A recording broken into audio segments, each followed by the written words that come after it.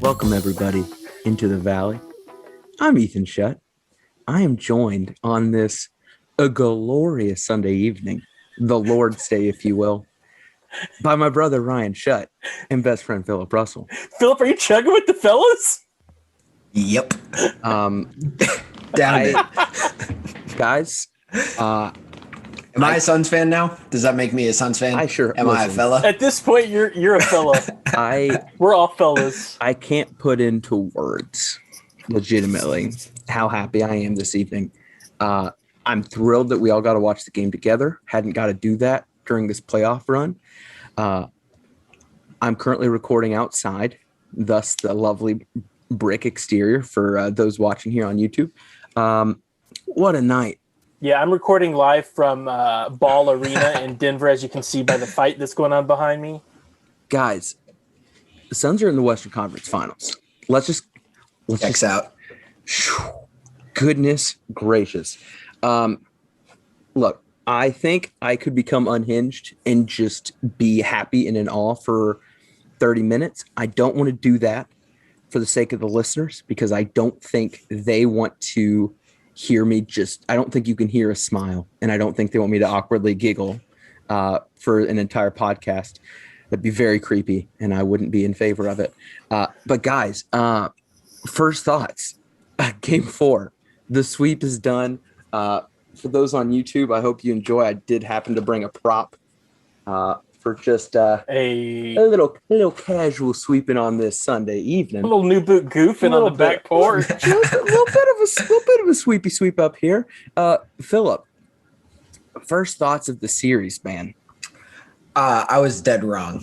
Is my first thought. And you know what? Who cares? If I had like a stuffed crow, I would have brought it and just taken a bite out of it. I thought the Nuggets were going to be, I mean, significantly more formidable than they turned out to be, which can be a few different things. I don't think I'm underrating how good this Phoenix team is. I think I've known this Phoenix team is so good.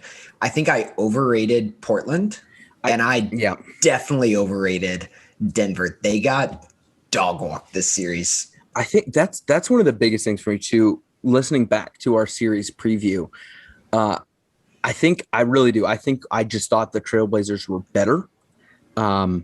We knew their defense was absolute garbage, right? No one questioned that. But I thought they were better. And so when that series went the way it did, I kind of lifted the Blazers up and then lifted the Nuggets up with them. And in reality, this series was never a series. I mean, the Suns looked like the better team from the tip of game 1 and continued to show that all throughout game 4. And a lot of times you see series where the better team maybe slips for a bit, gives up one, maybe you win in 5 and you look back and say, it happens. But the killer instincts on this team, courtesy of Chris Paul, anytime the Nuggets made it seem like they were going to make it a game or a series or a quarter, I completely took it out of question. Just said, no, we're going to the Western Conference Finals. We want a nice long vacation beforehand. Let's get this over with. Ryan, first of all, for those on YouTube who can see what a beautiful background you have. The statue that will be put in Phoenix in no time, the Suns in 4. Goodness gracious. Ryan, instant reactions. As the token optimist, I feel pretty good right now. I think Suns in 5, right? Was your prediction? I went into the series and I said Suns in 5, and the only reason I thought Suns in 5 was because I thought there might be a game where the Joker would put up 40 and 20. That's very much could have happened. I didn't think he had the players around him to carry a series, and I think we saw that completely. Even tonight, after he got ejected, they tried to put up a fight, but they just didn't have anything else after the Joker to close it out. I feel great. I would have loved to have won this series with Joker on the floor, because at the end of the day, even though he attacked my son, I do like the guy. I think what we saw was frustration and him just kind of lashing out in a moment of immaturity, perhaps, or just frustration. And it was into Ryan's credit too. As I said, we were all watching the game together. 5 seconds before Jokic decided to Judy chop campaign, Ryan goes, "Man, he's getting angry."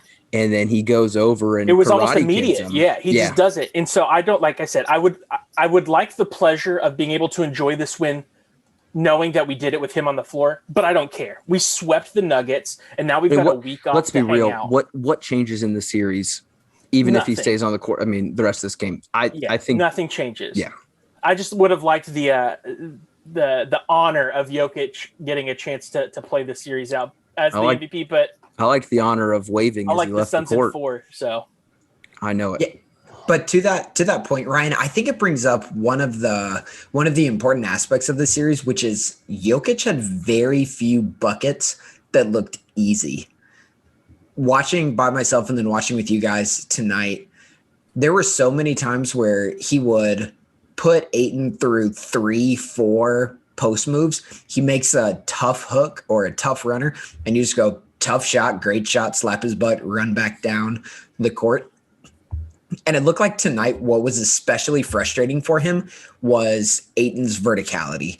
This is talked about on Suns Twitter and on different Suns podcasts. Ayton does a great job of squaring his man up and then going straight up. I'm kind of modeling it for the YouTube viewers, but he does that exceptionally well. And what that allows on the defensive end is that allows additional contact that a lot of offensive players just aren't used to, because a lot of defenders, and the Grizzlies defenders this playoffs, they were terrible.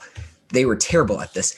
A lot of defenders will turn their bodies as the offensive player is coming into them, and they get called for a block. Ayton did a great job staying square, going up, and that's what was mounting Jokic's frustration, and it boiled over to that flagrant 2. And I also want to shout out how well this series was coached by Monty. I thought Monty did an excellent job. Tonight we saw one of the most beautiful and perfectly run ATOs that you will see. Everything about this series was just flawless, and I probably won't sleep much tonight just from joy. This is my first Phoenix playoffs run as a fan to this extent, and this is just like I hopped on board. I found a tweet the other day in 2013 where I had narrowed down my fan choice to the Pelicans, the Nets, and Phoenix, and so to get to enjoy this with Ethan, who has been a ride or die Suns fan for as long as I can remember, regardless of what happens moving forward, man, I think we can just take a step back and appreciate that this is a special team. This is just a special team. You've got a special head coach who's just a good guy. You've got Chris Paul, who is finally getting the run he deserves in the playoffs. You got Booker, who is finally cementing himself as a postseason player. It doesn't get better than this. Yeah, something I wanted to touch on is it's crazy. 2 years ago, 19 wins, right? Ryan mentioned it. My childhood bedroom is, pictures of Amari and Marion and Nash. I think the first basketball jersey I ever owned was a Steve Nash jersey that's still hanging up in my parents' house. It's like a youth medium, if that says anything for how old that is. So I've been watching the Suns for a long time. I've witnessed history with the Suns. My first game ever watching them play in Phoenix, I watched the worst first half in Suns history against the Spurs. I think it was like 60-19 at half, something insane. I posted jokingly tonight, me at the arena sitting in front of the team picture where you can put yourself in there, and I'm joined by Channing Frye, Alex Lynn, the Morris twins, Goran Dragic. There have been some awful, awful years in the past. So as a member of just the Suns fandom in general, man, this is awesome. And I'm so happy for so many Suns fans there in Phoenix that have been waiting for this, because this franchise is it's one of the most winningest franchises in the NBA. And people forget that in the last 10 years has done a lot to hurt that image, going to the post-Gentry years with the weird Lindsey Hunters of the world and just the weird just coaches popping in, popping out. Devin Booker having 5 head coaches in his first 5 years. Like, everything was in shambles. And then out of nowhere, You've got James Jones and Monty Williams leading, two good guys who are loved by everyone in the league, known as team players, known to be guys that really treat other people right. And the thing that I think is so funny, so funny, is looking on Twitter and seeing the sports fans and the sports writers and all these personalities and celebrities who we love saying like, wow, this Suns team's a fun one to cheer for. Right. And so Shea it's Serrano tonight even was like, at some point, the whole world has to cheer for the Suns, right? And here's what I think is so funny. There are so many positive narratives from the top down, right? So we have James Jones, Mr. Championships, taking over something in shambles and creating something incredible. We have Monty Williams, who has gone through more tragedy personally than any of us hopefully will ever know. And he has just continued to persevere and have the character that makes people want to fight for him. You have Chris Paul, first ballot Hall of Famer, who was very much in the competition that another Suns point guard great, Steve Nash, was in, and Charles Barkley as, will he go down as one of the greatest players to ever, not win a championship? And Paul is fighting at 36 to make sure that doesn't happen. Then you've got Devin Booker, Mr. Empty Stats, the Sports Illustrated article, is Devin Booker even good? Like, so much that he's able to shut up. And you just go down the line. Then you've got DeAndre Ayton, Mr. How on earth is he the number one overall pick? And my goodness, we're going to talk about Chris Paul. We're going to talk about Devin Booker. But DeAndre Ayton has shut so many people up this series. He's shut me up. And it goes even back to the Lakers series. I have been hard on Ayton since he got drafted. And there were times where I just resented him for a lot of different things. I even think about my frustrations in the bubble last year. After his suspension, he gets back to the bubble, and then he's late, and we think he's not even going to show up for a game. The old missed COVID test. There's just so many things with Ayton that, to me, were just red flags and question marks. Here's what I'd love to, though, Ryan. One, I don't know the last time I've seen someone be so productive without having a flashy stat line. Like, he is doing every little bit of dirty work right.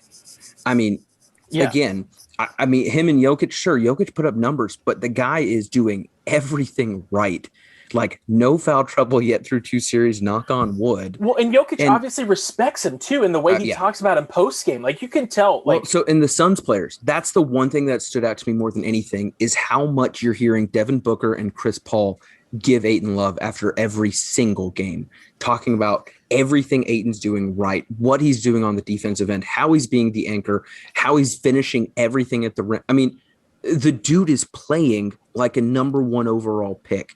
And sure, he's not dropping 30 a night like some of the flashy guards from the same draft class, but he's being a Rudy Gobert level defensive anchor, neutralizing all NBA MVP talent. And when I say neutralizing, you may say, he dropped 30 points. He dropped whatever. I don't care. That guy at age, 20, is doing a fantastic job. And you just go down the list, man. Campaign, so fun to cheer for. Mikal Bridge is so fun to cheer for. And you just go all the way down to the guys on the bench who came in knowing their role and are bought in. Like, I think we've discussed this. This team feels like not even a Cinderella team maybe in March Madness, but just one of those teams that is so bought in top to bottom and says, this is a team sport and we're all going to play our roles and we're all going to do what's called of us. And if we do that right, we're all going to have a lot of fun. I mean, Philip, again, the person who's not a true Suns fan here, doesn't it just give you those vibes of like, this team loves each other? And I don't care how mushy and dumb I sound right now, but this team really plays like a unit, not something that you always see in teams making runs like this in the playoffs. 1, put some respect on my name. Ryan dubbed me a fella after I chugged that drink at the beginning of this episode. Official Suns fan, Philip Russell. Second of all, yeah, and I think they're not a Cinderella team because this is a team that was 1 game from having the best record in the NBA. And they're a 1 seed. So if we're thinking about it in kind of college basketball terms, but they they kind of feel like a team that stayed together. I know Chris Paul is different, but these core groups, a team that stayed together, that knows how to play together so well that they are just dominant. Like Villanova playing with three starting seniors and and it's just crazy good. Honestly, this team has reminded me so much of Villanova's championship team, where it's these dudes know everything each other. Like they know what everyone's going to do. They know where everyone's going to be. They all play for each other. They don't care who's getting the points. They just want to win. And I mean, that's basically what you saw with Nova and other teams like that. And I think in college basketball, a lot of times we talk about like those senior led teams, and really the difference is it's in the execution. And when you watch the Suns, they execute exceptionally well. And that's becoming the identity of this team. There was I can't remember exactly when it was. I think it was the second quarter, maybe the third quarter. There were 2 turnovers in a row that led to 5 points from the Nuggets. And I think I turned to you, Ethan, and I said, that is not Suns basketball, because they were really sloppy possessions. But then to your point, the ATO that you guys were talking about from Monty, that execution is just brilliant. And it was a very familiar looking play, a kind of modified Spain pick and roll that Suns fans are growing accustomed to seeing. So when the execution is there, what I think that means for the Suns is that they don't need a LeBron James, Kevin Durant level superstar to win games. And that was something we discussed going into the playoffs, where if there's one hang up, it's who is the guy who can carry the whole team on his back. The Suns play a style where they just don't need that. And I think they've proved that through 2 series, and there is no sign of that slowing down for any reason. It's just so, I don't know. When the year started, we talked so much about everyone's defining their roles, right? And Philip, I know you talked a lot about this early on, watching the Booker and Paul experiment work its way out, or figure itself out. And I just feel like this entire run, every single person knows what they're supposed to do, right? Like, it's wonderful. Like, when have you ever had to like watch one of these games and say, who's going to take over? Who's going to do that? Haven't we basically predicted everything? I mean, Philip went into, it was halftime, third quarter's about to start. And Philip looks at us and goes, Chris Paul is going to drop 15 this quarter. Like, this is going to be his takeover quarter. We've watched him do it in the fourth when it's needed. Based off the flow of the game and how this is breaking down, Paul's going to do it.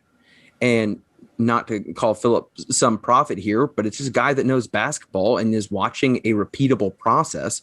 And he goes on to do what, 12? I think you went 12.6 12 of on 6. 6 and 6. Yep. Right. I mean, and could have easily hit that magic 15 mark if he didn't get pulled with 3 minutes left. Like, we're watching something that is just a well-oiled machine that is repeatable. This isn't a weird one-off game. This isn't someone going off and snagging a win. I mean, this is a well-coached, well-executed team. And when you look where it started, which again, a lot of new pieces coming in, we've seen this easy to repeat process keep working. And I can't imagine anything changes when playing the Jazz or Clippers, right? I mean, I don't think the roles of the Suns or the approach of the Suns is going to change with either of those teams. And that makes me feel good. That's the nice thing about the way this Suns team is built, is we're not going to go into these series worrying about what do we change or adapt to these teams. The Suns have such, to your point, a built formula for success in how they operate, that it's just about refining what they're doing and not so much worrying about what's going to be in front of them. It's just about, shining those rough edges to make sure everything is operating at that high pace where they can only have to worry about themselves. And that's so valuable this late in the season. And to the point, it won't look the same against the Clippers. So the Spain pick and roll, and for those of you who might not know what a Spain pick and roll is, it's the play tonight that I think the Nuggets had cut it to 6, and then after a little bit of ball movement, CP3 gets a high screen from DA, and then Booker screens McGee as McGee is dropping, and it gave CP3 a lane to the basket. Porter Jr. fouled him. It was an and one. And at next possession, Nuggets turn it over, bucket again, game over pretty much. So that play worked because the Nuggets had switched up their defense. A lot of times this series, their big Jokic, you would notice when he was playing defense, his feet were pretty much planted in the lane. And that's why Chris Paul was getting mid-range after mid-range after mid-range. And that would have happened on that play if McGee had dropped back. They would have switched. Booker would have probably cleared out and let DA roll to the basket. But McGee's quicker than Jokic, so he steps up. So then the Suns pivot that play just a touch and allow that back screen to happen. So those little nuances are what the Suns can read so well as a team that it's not going to be against the Clippers or the Jazz. It's not going to be wide open 10 to 15 footers for CP3, but those principles will be there of a lot of this action is going to start with a pick and roll, and then the Suns actions will kick into gear. One stat that just is absolutely incredible here. Jackson Frank, who is one of my favorite Twitter follows, if you guys don't follow him, not just Suns, a lot of NBA stuff. Chris Paul in the fourth quarter against Nuggets, 43 points, 10 assists, 0 turnovers, 97.4% true shooting. Like, I mean, what else do you want the man to do, right? And that's, I mean, who knows what those stats would look like if you threw in the third quarter of this game as well, which is basically the normal Chris Paul fourth quarter. This is nuts to me, and I had kind of this epiphany mid-game. As much as I love Devin Booker, and I've been cheering for the kid from Lexington on, Chris Paul in one season with the Suns is making me want a championship for him almost more than I've wanted a championship for anyone ever. Like, that's just nuts to me, but it's true. Like, you just see how much that guy wants this, and how fun is it just watching a man do work. Again, repeatable process, results you can count on. Chris Paul. The injury in that first series, in my mind, I thought this could derail things. But the fact that things have gone this way, which is honestly a whole lot of luck, just with his health. We saw it with Anthony Davis. We've seen, teams lose players. This isn't something new. This happens. And it would not have been insane to think that Chris Paul wasn't able to get back to full form this quick.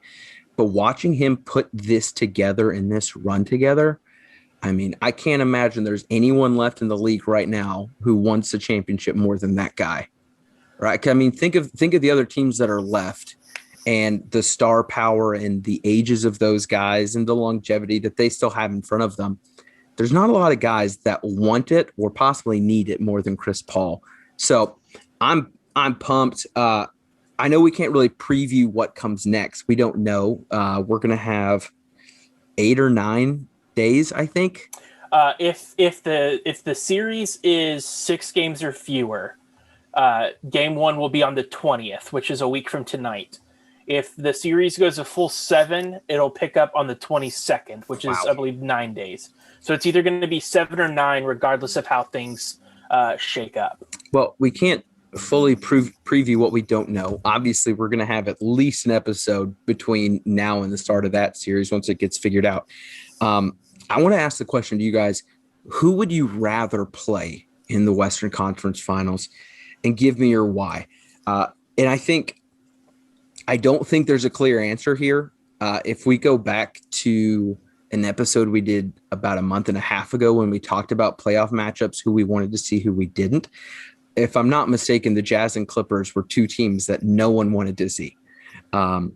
So, Ryan, I'll start with you. If you could pick Clippers versus Jazz, who you want in the Suns to be matched up against in the Western Conference Finals? So my choice is based on a really specific caveat. If we get game 4 Paul George for a full series, I don't want the Clippers. If we can bank on Paul George being the kind of wishy-washy playoff guy that we've seen for most of his career, I think I would prefer the Clippers. But I'm gonna say, just because it looks like the Clippers are finally starting to click in the playoffs, I think I want the Jazz. I think we know what they're gonna do. We know how they play. We've played them 3 times this year with success. And I think right now we're playing at the highest level that we've played. So I think I'm gonna hang my hat with wanting the Jazz. Philip, Yeah, I think do you that's agree? that's the pick unless you can guarantee to get games 1 and 2 Clippers for an. They're the most casual basketball team I've ever seen that hasn't actually won anything. So they come out and just get stomped a game or two every series, it seems like. So if you can guarantee you're going to get a 2-0 head start, then sure, take the Clips. But I think from a basketball standpoint, I think a Jazz series would just be more fun. I think it would be more enjoyable to watch the Jazz and the Suns duke it out with decently similar styles for a 7-game series. But that being said, when I think about the roster, top to bottom, I'm actually more conflicted thinking about this on the spot than I thought it would be. I think the Suns could take the Clippers. I think the Suns, if you put Kawhi and Paul George, let's say at the 3 and 4, the Suns have an advantage at 1 and 2, obviously. They have an advantage at 5. And then it's just a matter of, do Kawhi and Paul George make up enough ground for the Suns having basically, I think, a 3-position advantage? And I don't know. So I think gun to head, I'm going to say it. Gun to head, I would rather the Suns play the Clippers. So it gets interesting for me because statistically, the Clippers had one of the best 3-point shooting seasons ever. It was some dumb number, like 9 players all shooting over 40%, right? They, to me, are when everything is clicking, they will beat anybody, right? I think it goes back to the Lakers series. Paul George, really a hard one for me to properly evaluate in terms of league-wide talent, but you can confidently say that him and Kawhi are top 10 players, right? So I think Kawhi would be the best player in the series. I think Paul George could be number 2 or 3 in the series. But he could also be like 5. But he could also be 5 or 6. That is what's intriguing to me. But this goes back to my earlier point. The Clippers have surrounded those 2 dudes with a lot of guys that can hit shots. And that can scare you, right? I mean, no matter what, it's always scary to be in a situation like that. You look at the Jazz. The Jazz are about as similar in terms of style of play to the Suns as any team in the league. And after watching 3 games of that series, my mind says, I think the Suns could probably take the Clippers because I'm currently watching the Jazz do it. And the Clippers won game 3. And if you say, I wonder how that happened, it's because they finally got their 2 guys to show up at the same time, with Kawhi and Paul George both dropping 30 plus 50% from the field. The thing is, that doesn't happen as often as it should, right? And didn't Mike Conley get hurt? I think, I don't know the severity, but I feel like I remember him. Let me pull that up. I don't think he's played at all that series. Okay, I don't think so. I think they're down a Conley. And Donovan Mitchell had a classic shoot less than 50%, but score a lot of points type of game. They lost. Mitchell special. Yeah, they lost by 26. Now, here's my thing. I personally would rather the Suns play the Jazz. Reason being is I'm not scared of anyone on Utah's team except for Donovan Mitchell, right? I think they have incredible talent. I think they have a lot of talented players running a really good system. I think we have more talented players running that same type of system. And I think defensively, we have the better of the 2 teams. I think it would be a whole lot of fun to watch Ayton and Gobert go up against each other. I think it would be fun watching Mitchell and Booker. I think that is the series the basketball fans deserve. I don't think basketball fans should have to watch any more Clippers basketball. You don't want more Zubats? Testify. I Testify. hate watching Clippers basketball. I don't think anyone enjoys it except for Clippers fans. And honestly, I don't know if they do either. I think Jazz Suns is the series everyone deserves. And in a weird way, going back to Ryan's whole, like, I would like to see the Suns beat them with Jokic type of thing. I would like the Suns to win going through the Jazz. Everything you want's on the other side of hard, right? And here's the thing. Look, give Mitchell gets credit for this. He's had some incredible playoff series. He's done it. Blah, blah, blah, blah, blah. I get it. Who scares you on that team offensively outside of Donovan Mitchell? Right? Like, Jordan, don't get me wrong. Sixth man, like Jordan Clarkson, absolutely talented on the offensive end. Defensively, not too terrified of him. Mike Conley has been hurt, unsure of the timeline there. And outside of that, you have like Ingles and Bogdanovich, right? I think those are the other starters they've got there. And then big fellas like, who is it? Royce O'Neal? Favors. Right? Favors and Gobert. Okay. So, I don't know. My gut says I'm not terrified of the Jazz. I'm terrified of the Clippers at their best. But how often are they ever at their best? You know? And Ethan, just to kind of put a bow on that, it was something I was thinking earlier tonight. Going into the first round, I think there was this idea that the Suns could get overmatched by a healthy LeBron, by a healthy AD. There was a real danger that those two together could just be too much for the Suns. I don't think you can definitively say that about either of the teams who are left, because of, if you're saying like at peak of powers, what could the Clippers do? That's like this kind of nebulous hypothetical that I don't think, to your point, they can actually get to. So going into the next round, whoever it is, I think Suns fans should be additionally excited at the fact that Suns will not be major, overwhelming, or I think underdogs by any stretch of the imagination. I think Suns will go into that series even or possibly even favored. The only aspect that we haven't brought up between the two, if it is the Clippers, the Suns have home court advantage, which, to Phoenix's credit, Phoenix has been rocking. They've been rowdy. Rocking. But what I can also say is we have seen the Suns take care of business on the road all season long. They had a great away record.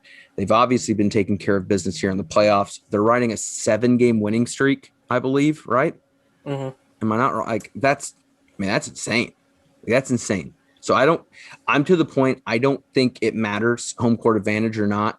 So I think you just, we'll see where fate lands us. I think the Suns have a good shot against either. And that's nuts to me personally. Like, this is where, again, I try to make sure I remember I'm recording a podcast and not just being a giddy little kid. Like, I'm pumped, man. 8 down, 8 to go. Here's the thing.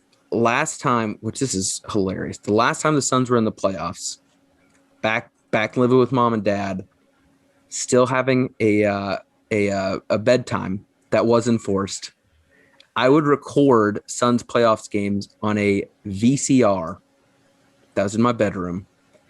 I would wait until 2 or 3 in the morning when they were asleep. I would wake up with an alarm and watch the game because I wanted to know what happened. That is 10 or 11 years ago. The fact that the Suns are going into the Western Conference Finals, riding a sweep, much like they did 10 years ago after sweeping the Spurs, LOL, suck it San Antonio, hated them then, hate them now, ended up losing to the Lakers. They have officially got that monkey off their back in round 1. They beat the MVP in round 2, and we're going into round 3 against two teams that are very much fallible, right? Like, I mean, anyone who's watching this playoff series has to be terrified of playing the Suns, right? Even the people in the Eastern Conference. Yes. If I were Nets fans, I would not want the Suns to make it out of the West. If I were Sixers fans, I would not want to see the Suns out of the West. That's a good place to be. That is usually a team that makes it out of the West, right? I mean, Jazz and I guarantee you the Jazz and Clippers fans are not excited. And that's a good feeling. You want your team to scare other people's fan bases. All the while turning the MVP into a villain, kicking out LeBron James. There's a lot of good storylines to this run, man. I don't know what's going to happen, but guys, this has been so much fun. Thank you for Ryan. Thank you for joining the Suns fandom years back. Yes, sir. Yes, sir. Philip, thank you for hopping on board. I, as the oldest Suns fan that I personally know, I would like to officially dub thee a Suns fan, not an honorary Suns fan, a Suns fan. I'll make sure I get you a shirt to start wearing for game 1 of round 3. Guys, any can't last have this one. I'm undefeated in this shirt. Any last words? We got 60 seconds. Last words, Ryan. Enjoy the ride. The bandwagon is open. It is not too late to hop on. We want all the Suns fans from all over. Join us. Go Suns. Monty Williams, an exceptional coach. Love you, boys. Love you, Suns. Love you, Campaign, Chris Paul, Book, Ayton, Torrey Craig, Jake Crowder. I'll list them off if I have to. This is Into the Valley, Phoenix Suns podcast. I'm Ethan Shutt with Philip Russell and Ryan Shutt. We out. See you in the Western Conference Finals, baby.